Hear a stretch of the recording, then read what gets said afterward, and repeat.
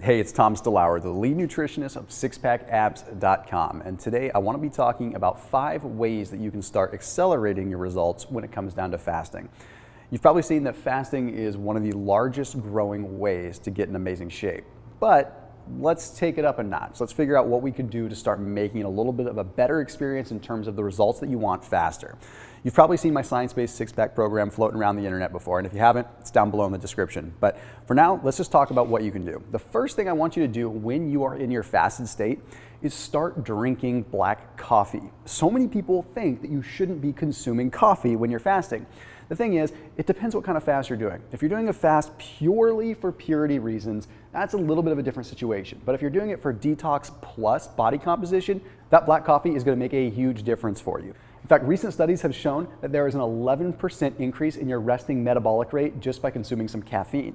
Now, you add insult to that by saying, okay, I'm already fasting, my body's already utilizing fat as a fuel source, and now you're mobilizing fat with caffeine. You're in a really good situation where your body is not only boosting its metabolism, but you're also boosting the mobilization of the fatty acids. So huge thing there. That's number 1. Don't be afraid of the coffee. Okay, but oh wait, don't put cream in it. Keep it black, okay? Number 2 is get potassium in the mix. Why?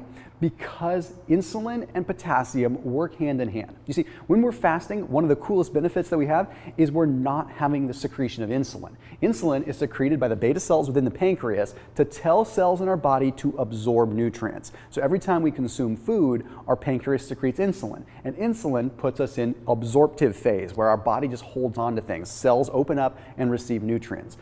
That's obviously not what we want when we're fasting. When we're fasting, we want our body to do the opposite. We want it to release nutrients and burn those, things like fat, so that we're not storing it. But the interesting thing is that if we have potassium in the mix, it sort of shunts insulin production a little bit. You see, there's a particular ATP pathway that works with potassium in the pancreas. And if we have the right amount of potassium in the mix and our electrolytes are balanced there, those sodium-potassium pumps can work really, really well in the ATP pathways in the pancreas, meaning that it's working properly and the insulin isn't just randomly being secreted by the pancreas like it can be sometimes. So it makes it so it's a lot more of an effective situation. It also makes it so that when you do break your fast, your body's in a really good situation when it comes down to how it utilizes those nutrients, because the insulin is going to be functioning a lot more properly. Okay, the next one is making sure that you get good sleep on the days that you fast. Okay, or more importantly, the days before you fast. Because if you're not fasting every single day and you're fasting like 3 days per week, you want to try to sync them up on the days that you sleep really well the day before. Sometimes you can even be a little bit more impromptu about it. Be like, I slept really good last night, so I'm going to fast today. Or conversely, I slept like crap last night, maybe today's not the best day to fast. Maybe I'll fast tomorrow. Why? Because when we are sleep deprived, our cortisol values are very high.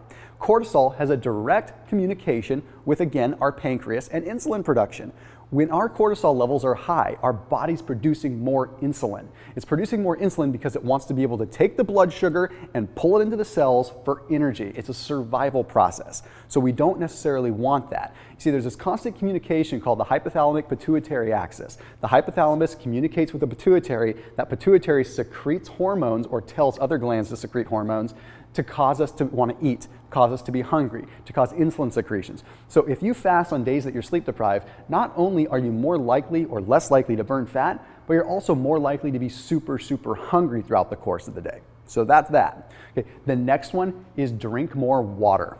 Okay. Studies have shown, and the Obesity Journal actually published a study that showed that those that consume enough water lost 44% more weight than those that didn't. That's pretty powerful. Just means that staying hydrated satiates you. It makes it so that you're not that hungry. So just drink a lot of water. But there's also some very powerful detoxification processes that go when it comes down to your liver. So you want to make sure you're drinking water. Lastly, getting your magnesium and your sodium in too. I know I talked specifically about potassium because the potassium works on a different pump that has to do with the adenosine triphosphate pathways within the liver. But when we're talking about magnesium, we're talking about sodium, we're talking about things that actually help your brain work better. You see, when you're fasting, you're in a mineral deficient state, unfortunately. You're not consuming a lot of minerals, so your body ends up needing more. Thing is, minerals aren't going to break a fast. Magnesium won't break a fast, sodium won't break a fast, potassium won't break a fast if you take them in their pure trace mineral state.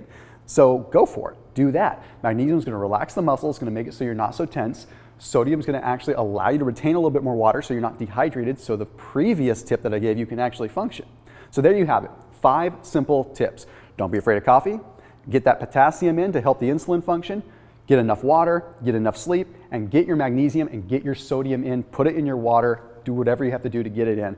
As always, make sure you keep it locked in. And if you haven't already, you haven't embarked on a fasting journey, the A to Z guide is right below in the description. It's going to give you what you need to know to be able to learn what you have to do day in and day out to achieve the body that you want utilizing intermittent fasting. I'll see you there.